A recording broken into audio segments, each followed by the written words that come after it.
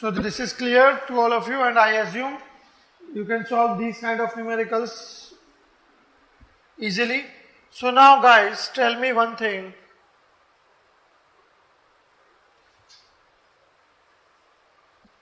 For a VVRS system, there are three statements. First, CA can be less than CA naught. Second statement, CA can be equal to CA naught. Third statement, CA can be greater than CA naught. Okay, we have these three possible cases only. So tell me, out of these three scenarios, which one is correct? Which one is possible? For any gaseous reaction, okay. I am not talking about for one gaseous reaction, I am talking about anything. These three cases can be for three different gaseous reactions, okay. That is the thing. So just say, which one of them is possible?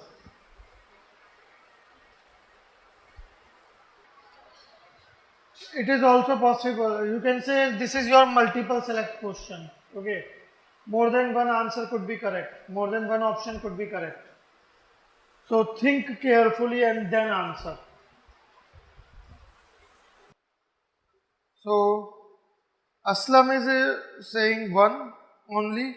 Alok is saying 1 and 3. Okay. And my answer is, this is also possible, this is also possible, and this is also possible. All three statements are correct. It's obvious epsilon A value will matter because I am talking about the VVRS system. All these three cases are possible. Now let's see how. What is the kinetics of the reaction? What is happening actually?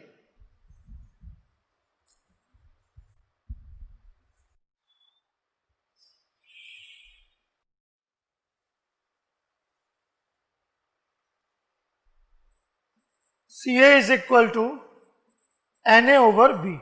We know that. Where Na can be defined as Na naught 1 minus Xa. V can be defined as V naught 1 plus epsilon A Xa at constant temperature and pressure. Yes, Ca naught. So that's not a big deal, you know that. Now, in constant volume reaction system, just try to assume that we have a constant volume reaction system.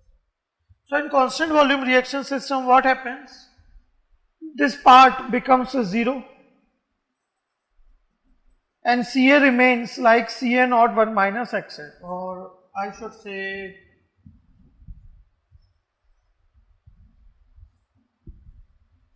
Ca remains like Na naught over V naught 1 minus Xa, which you can say as Ca naught. So logic says in constant volume reaction system, volume of reaction mixture remains constant. So denominator value is constant. What about the numerator? Numerator value is decreasing because if reaction is taking place, moles of A will decrease, obviously. That is the pure logic in every chemical reaction. Moles of A, that is the reactant, will decrease. So denominator is constant, numerator is decreasing, so Ca will decrease, and normally we can say that Ca will be less than Ca naught. So it's CVRS, always. Now,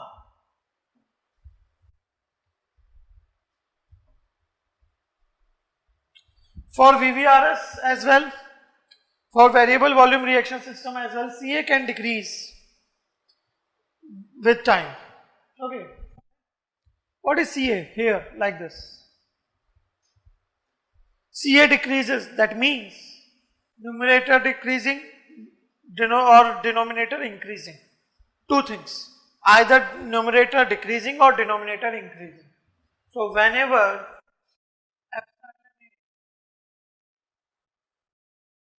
epsilon A will be positive, this thing for sure. Because if epsilon A is positive, denominator value will increase and numerator is decreasing always. That is the nature of the chemical reaction. Moles are decreasing. So ultimately this ratio is decreasing. Ca is less than Ca naught. Now for the second case. If epsilon A is minus 1 for any chemical reaction, if epsilon A is minus 1, then it means 1 minus Xa, 1 minus Xa will get cancelled. Ca equal to Ca naught only. That means rate of moles decreasing and rate of volume decreasing is same throughout the reaction.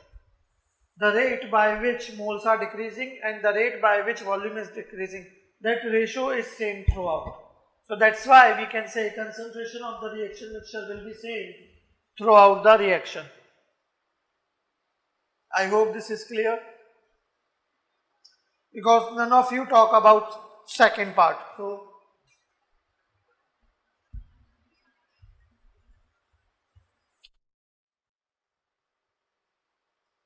now if epsilon A is less than minus 1, then if epsilon A is less than minus 1, then what will happen? It means the rate by which moles are decreasing is smaller than the rate by which volume is decreasing. Thus, this ratio will increase.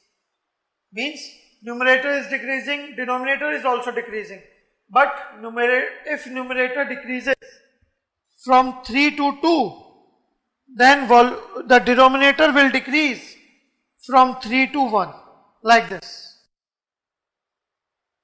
Means the percentage decrease in volume in the denominator is more as compared to percentage decrease in the numerator, that is moles.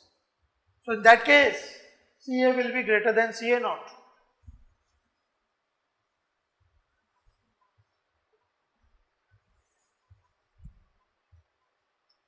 So for first part, if you want to generalize, then epsilon minus 1 minus 1. Check Ca first case for epsilon A equal to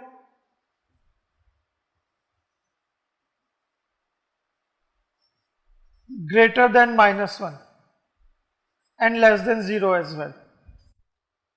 If for any value of epsilon A between these two, this is happening, then we can say, generalize this as epsilon A, for epsilon A greater than minus 1, this will happen.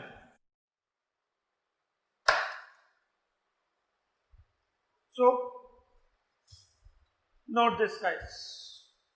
This is one important thing which we should understand. From this explanation, we can understand one more thing. For any chemical reaction, we cannot generalize, we cannot define the reaction progression with the help of concentration. Okay. Although I hope you know that, but still I am telling you. For any chemical reaction, we cannot generalize the progression of the reaction based on concentration. Not at all. We can't do that. We can generalize that, we can find out the reaction progression, we can say whether the reaction is progressing forward or backward, whatever it is, just based on the conversion. Okay, that's it. Although we cannot calculate or we cannot measure the conversion directly, so we use concentration as a reference. We take the help of concentration to calculate the conversion. We cannot calculate the conversion directly, we cannot measure the conversion directly. So we take the help from this concentration. So you can say concentration is some third party tool which is helping us. So don't expect anything from that. That's why it has different nature. It is the mood of the concentration, whether this concentration wants to help us or not. Okay. Whether this concentration wants to decrease or not. So it depends on the mood. It depends on the concentration, feed composition, epsilon A, whatever it is. Are we clear?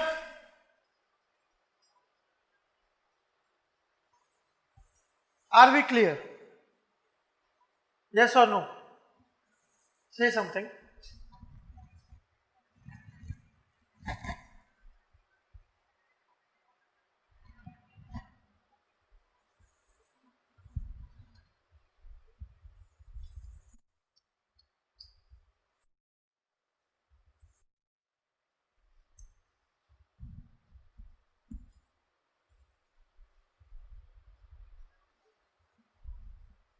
Yes. Okay, wonderful. So this is one point which we should know. Okay, and that's how we should study. Because it is not mentioned anywhere in any book. You will not find any literature over this as well. Okay, it is just the things. So you can do your own things, your own experiments in any subject. And that's how we should learn the things. And that's how we will be able to find out, we will be able to understand the meaning, the effect of every parameter, every variable in any system equation.